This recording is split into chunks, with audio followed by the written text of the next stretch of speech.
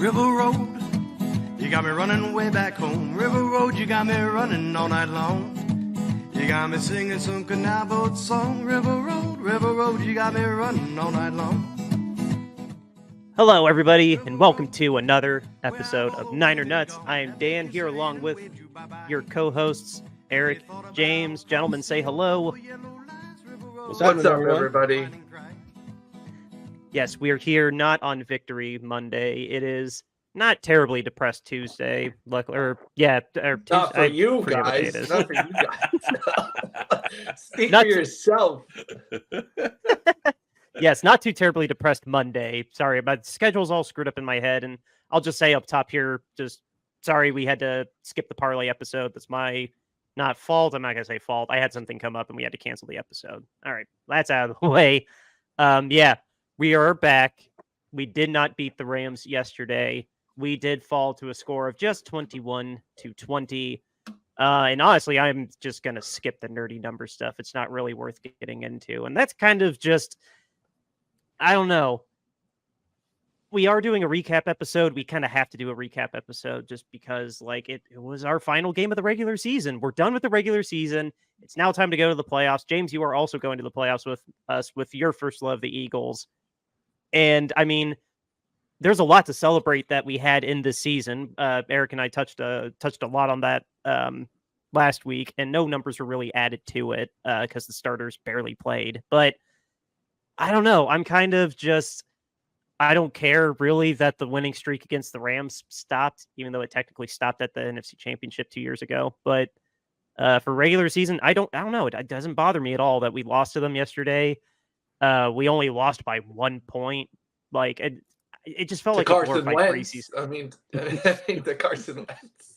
Who was the leading rusher for the Rams? Yeah. This really was just such a glorified. Say that again. 15 carries Carson Wentz had. Yeah. That was insane. I mean, what's to say about this game? That basically that, it's playoff time. And now the men have been separated from the boys, and now it's time. And the 49ers, when you look at across the teams in the NFC, should be in the Super Bowl. There's no reason for them not to just mow down people here in the playoffs and get to the Super Bowl. Right. Well, I can think of one reason. That would be our kicker. Oh man! Yes, I heard he missed an extra point. I did not. And a field goal. Oh, now the extra point, did he shank it? Yes. It wasn't a bad snap. It wasn't blocked. No, it was just bad. So the streak has ended. Yeah. Yeah. Okay. That's the only honestly really notable news to come out of this game in general. I guess to wrap up my thesis, I like the strategy that we had with the game. Kyle said that in more or less words that there was mutual understanding that hey, we don't care about 6th or 7th. We are already number 1. Let's just go through the motion and stay healthy. I like that strategy. I like that the starters were all done by the third quarter at the latest. It was a glorified preseason game. And yeah, like you said, Eric, Moody missing kicks is the only thing really notable in this game other than Sealand Farrell got an injury. We got out healthy besides him, so that was good. But yeah, no, Moody's, I'm sure all of us have feelings about that. We're with him no matter what, so I'm personally trying not to panic over it. But no, I'll open the floor to you guys. That's all my notes for this game. Let's enjoy this bye week and see who we play. That's kind of my mindset right now. Yeah, I mean, I think the other thing for me, a couple of other takeaways. Ronnie Bell can't catch, so I don't know what we're going to do with him. They've thrown him the ball multiple. Now, I mean, he did catch a touchdown. He's like Chris Carter, right? All he does is catch touchdowns. Didn't catch anything else. But he doesn't have to be our returner anymore, though. I know, thank God. So there's something to take away from the game. Ray's back, so that was good.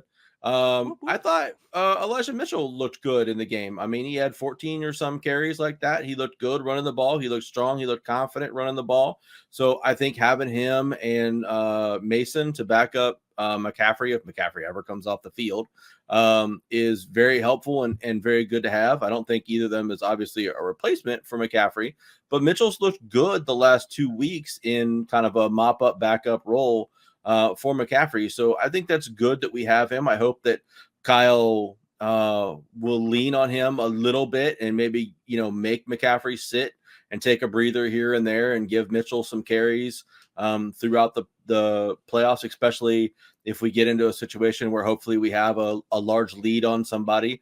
I hope he'll, kind of just pull McCaffrey and put Mitchell in and let him get some run. I think that'd be great. But yeah, so I mean, I think those were the things I took away. I think Darnold played fine in this game for what it was. I mean, he was going against some starters, some backups. I guess if we could bring him back next year on a reasonable deal, I would be okay with him being our backup, our main backup quarterback again. I could see where if Purdy got hurt, heaven forbid that happens, but if Purdy got hurt, I think that Darnold could possibly carry us along for a couple of games against some teams that were maybe not top tier teams. He could be all right. So, I mean, I think that was another good takeaway, that he seems to at least have some command and understand of the offense and seems to know what he's doing out there. He threw a couple really nice balls too, to the receivers and things like that. So those are the things that I kind of took away. Moody is my biggest concern, but I think you kind of summed it up, Dan. Like, we're stuck with it and it is what it is. So I'm just praying to God that we smash everybody in the mouth in the playoffs and we don't ever have to rely on him for some pressure kicks, because I'm terrified. What was that I heard, Eric? You have some belief in Sam Darnold? Like I hadn't been preaching that since the preseason. You did. You should have some faith in him, that he's got talent, I don't want him to be my starting quarterback, but I'll take him as a fill-in for like 2 or 3 games. Yeah. Dude, his numbers would have looked so much better if he didn't have, I think I counted like 4 very bad drops. Like, Connolly had a bad drop. Ronnie Bell couldn't catch anything besides that touchdown. No, honestly, with our starters, Sam Darnold, I agree with you. Sam Darnold would definitely be serviceable in a pinch if we had to use him. He looked really good. Yeah, but I don't know if he's going to want to take a backup role again next year. I don't know if he's going to want to go take a backup role with somebody else where he thinks, I don't know, he'll have a better chance to move into the starting quarterback position. Because, I mean, Purdy's the starter here. I mean, there's no getting around that. Yeah. The only way he's going to play is if Purdy's hurt. So, I mean, does he go somewhere like a Tennessee or something like that, maybe where he'll have a better chance, or a Pittsburgh, or, where he'll have a potential chance to play? New England. I mean, there's like 10 teams right now that could use a quarterback, and Darnold is good enough to play in any of those places. So I guess we'll see. But if we could bring him back on, I think he's making like $3 million this year. If we could bring him back for $3 million again and have him sit behind Purdy, I think that's valuable insurance. I agree. I think I've been on the Sam Darnold train from the beginning. And so, yeah, I agree. Like, bring him back, $3 million. Like, I think he's a good backup if he wants to be a backup. I mean, you look at the other situations in the NFL with coaches leaving, who's going to be the offensive coordinator. Do you really want to go to someplace like that where, your talent, you've shown, like, if you don't have the right coach to take advantage of your talent, or the right tool or the right people around you and things like that, you're not going to do well. So, excuse me. So why not stay a 49er backup, and get that experience in Shanahan's offense. And then, when somebody's looking for a quarterback to plug into, say, a good defensive team that has some, kind of offensive weapons that are not being taken advantage of by the current quarterback that they want to move on, then move there. Yeah. But, I just don't know if that's I haven't looked around the league to where something like that might be there, but that's what I would wait for if I were Sam Darnold. his youth is going to be a big advantage too, because if he decides like, hey, no, you know what? I like Kyle. I like Brian Greasy. I really like this kind of. I don't know if he'd say he's old enough to be a mentor. I mean, he has mentor in the sense that he's already been in the league 6 years, and this dude turns 27 in June. That is really, really, really young for a quarterback with as much tread on the tires as him. I agree with you, James. I think he's got all the options in the world, and it's not necessarily a bad thing if he wants to stay with us if they can agree on the price, or if he really.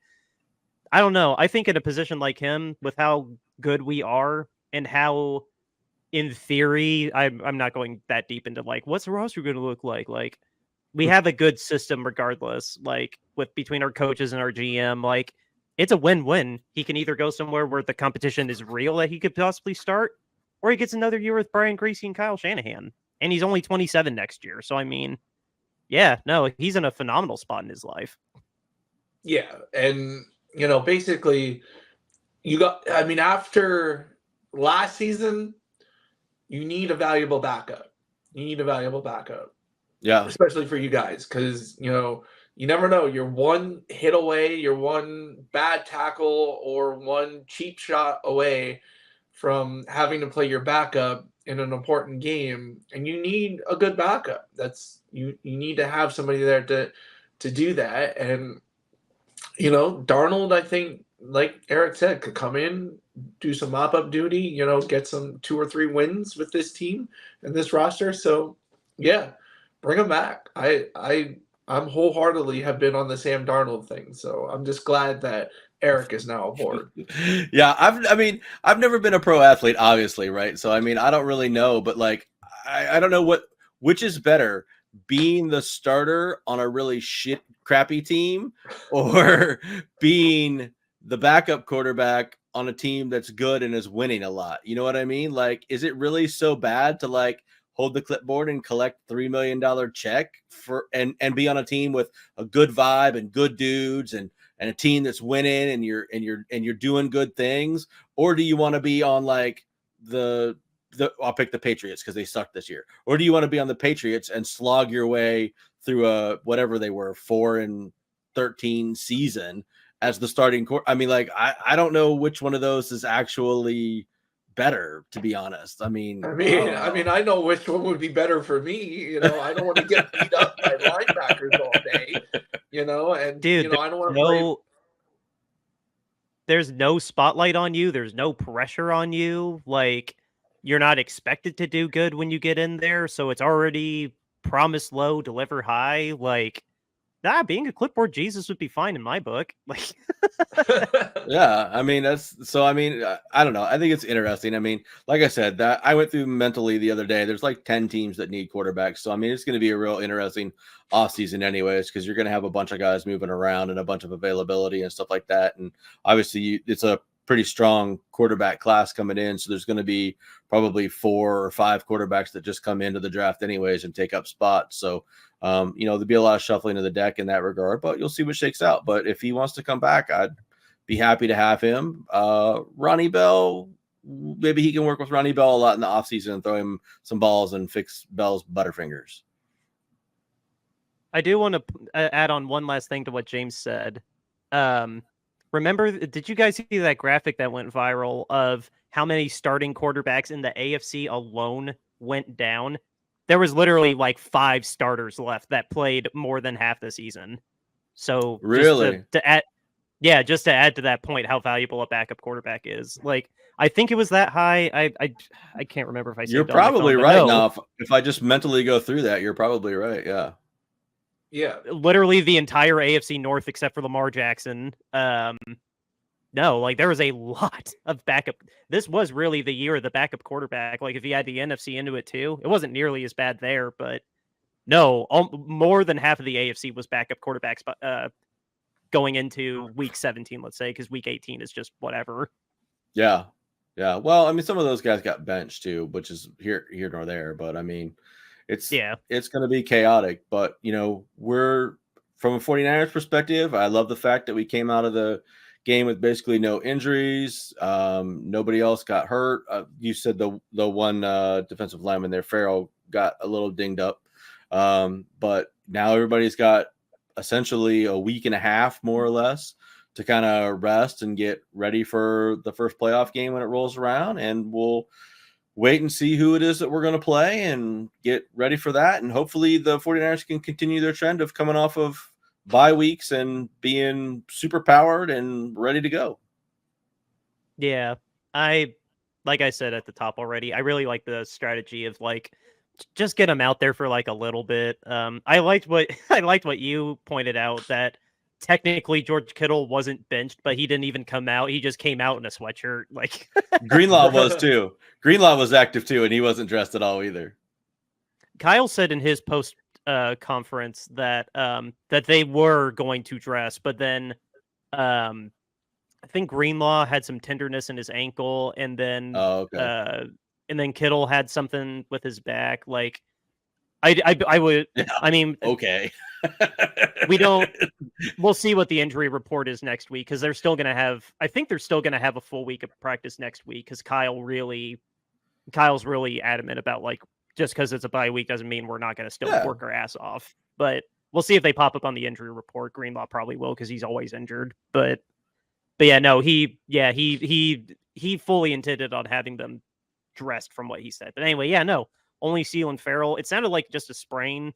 Like they said they were worried about something worse, but it sounds like it's just a sprain. But he said that Farrell is in doubt to play in the divisional round. Like, they think the sprain is that bad. But for that being the only injury in the game, I mean, I'll take it. Like, no offense, Farrell, but I'll take it.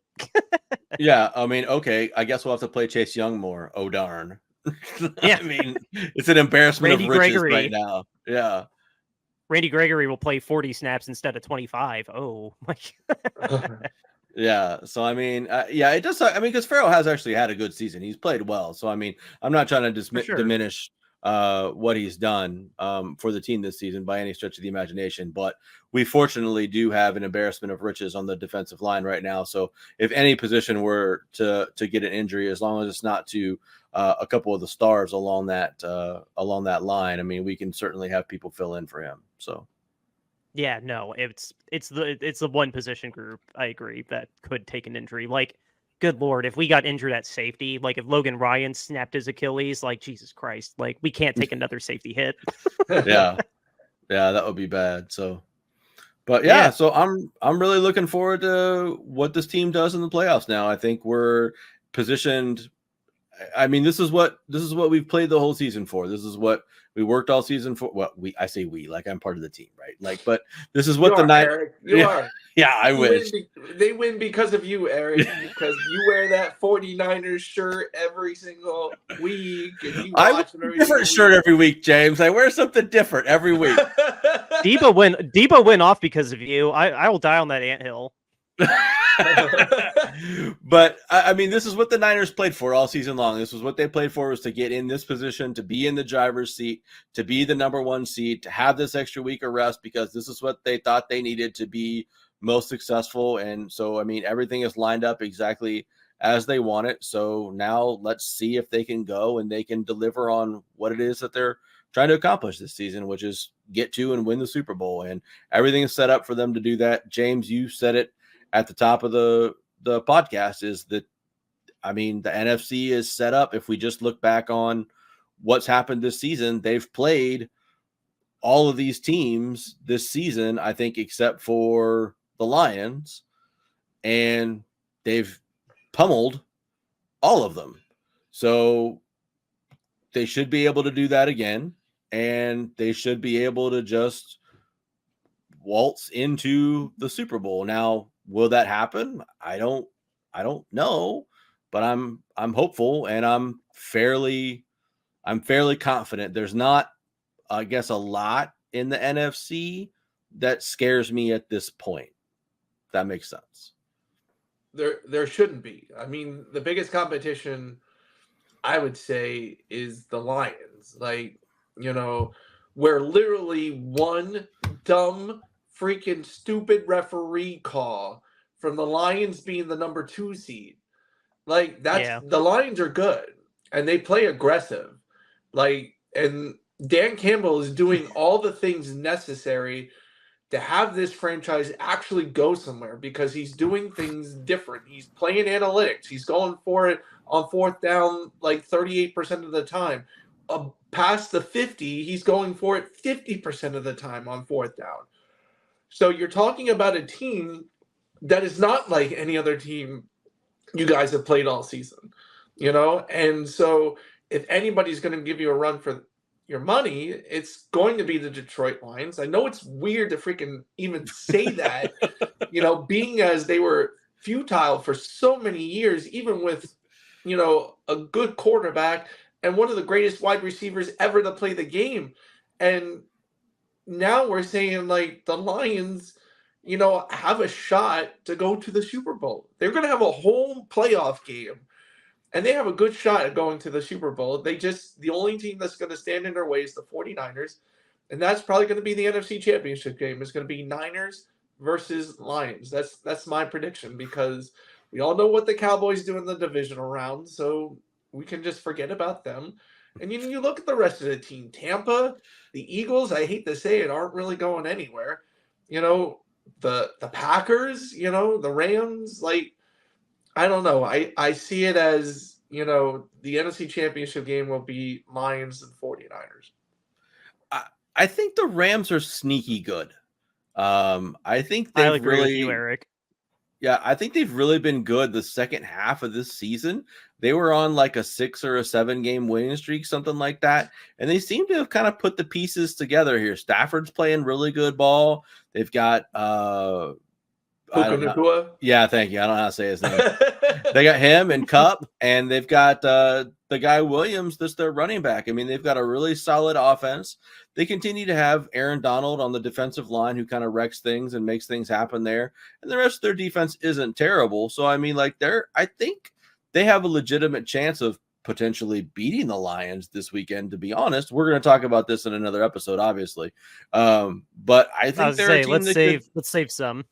Yeah, but I think that I think that while I do agree, James, I think that a Lions-Niners matchup is pretty likely. I won't be surprised if we're sitting here next week talking about like, oh my gosh, like I can't believe the Rams, you know, upset the Lions and now chaos has happened in the NFC. Yeah. I agree. I mean, it could very well be that way. The Rams, I guess, yeah, you're right. The Rams are sneaky good, but we'll talk about it next episode. How I feel about Rams Lions, but the NFC is the 49ers to lose. Basically, is what it is. It's basically to lose. They're clear head and shoulders above everybody else in the conference, and there's no reason why they shouldn't just mow over people. Let's hope that's true. let's hope for my fandom's sake that's true. Let's hope for the Super Bowl party that I'm hosting that's true. Oh my God, Super Bowl party. Yeah. I think with that's a good little tease because tomorrow's episode, guys, we are talking about just the wild card weekend. We don't things that we're excited about, the storylines that are in it. Like there's so much to unpack with wild card weekend. We are further discussing that in tomorrow's episode. So for now, with that little cliffhanger, I do want to talk about our sponsor and block my face with RoyalRetros.com. What is RoyalRetros.com? It is your go-to place to get an authentic throwback jersey. Not just football. They have all the major sports in there as well. And if you find something you like within the Candlestick collection, a curated collection of 49ers and Bay Area sports memorabilia, throw it in your cart and use the promo code Shady Sports to get 10% off of your entire order. Again, it is promo code Shady Sports when you check out, and you get 10% off of your entire order. It helps out the channel. It helps us out. And thank you, Royal Retros, for being a sponsor for us. Again, guys, go to RoyalRetros.com and go get yourself an authentic throwback jersey today. James, you're back now to talk about the charity. Lay it on us. Hey, guys. So if you've been following us all season since the near beginning of the season, we've been talking about owner accountability. And what we're trying to say here is in the news this past season, we've seen the Houston Texans minority owner get charged with very serious sexual crimes in Kentucky. Then we've seen the COO of the 49ers. He's named in a lawsuit that deals with insider trading from a company that helped students cheat during the pandemic. And the NFL has said owner standards are supposed to be greater than player standards, but these news stories were not reported by the NFL, and independent reporting agencies did. Yet, if a player is somehow charged with anything, we know the day before the warrant served. And so we feel that owner standards are less than player standards, and we're starting a hashtag.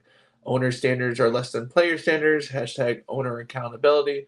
And to show you we put our money where our mouth is, we are selling t-shirts to help raise money for Kentucky Crisis Center. The first shirt here is our owner standards are less than player standards, hashtag owner accountability. If you want to make that statement, you can buy that in different colors, $22.99, get you that in a t-shirt. But we have different styles, different sizes if you want something different than a t-shirt. Next up is our owner standoff shirt. This was for the Dan Snyder campaign. Now we've brought it back for this campaign, $22.99, get you that in a t-shirt. Different styles and different sizes as well for that. Next up, we have the Niner Nuts podcast logo art. You'll find this on Apple Music or Apple Podcasts, Spotify, wherever you listen or watch us. You'll see this as our little icon. You can get it on a t-shirt, $22.99, different styles, different sizes on that. Now we have our alternate logo. This one I have. This is a very nice shirt, $22.99. Get you that in a t-shirt, plus any other. You got other colors. You have different styles, different sizes as well. And then finally, we have our own mascot. How can you say no to a peanut eating peanuts while sitting on the couch, rooting and cheering for his San Francisco 49ers? $22.99 gets you that in a t-shirt, different styles, different sizes. Donate to a Kentucky Crisis Center today by going and searching bonfire.com on Google, Niner Nuts Apparel. It's literally the first one that comes up. You can go there and donate by getting a cool t-shirt.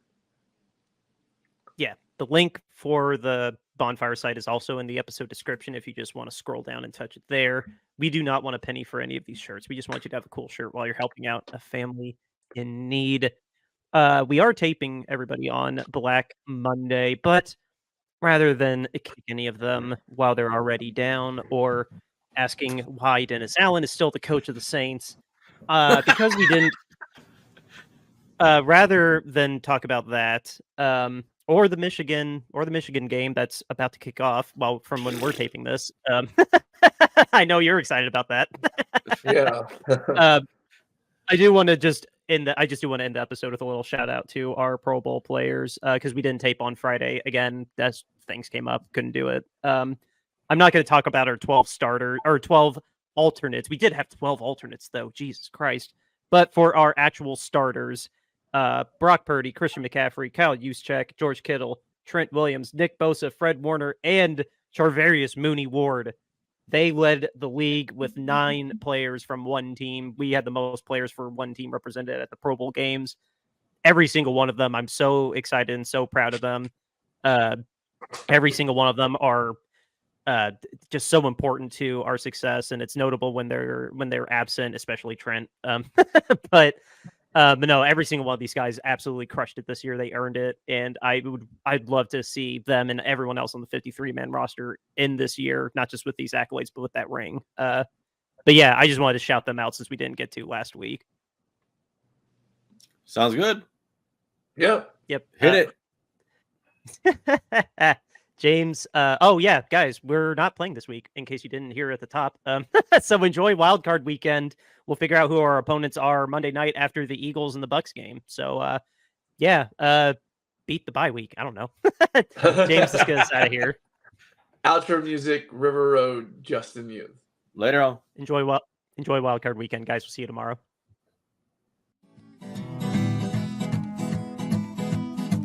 River Road, you got me running way back home. River Road, you got me running all night long. You got me singing some canal boat song. River Road, River Road, you got me running all night long. River Road, where have all the women gone? Have they kissed her hand and waved you bye-bye? Have they thought about crossing your double yellow lines? River Road, they love the way you wind.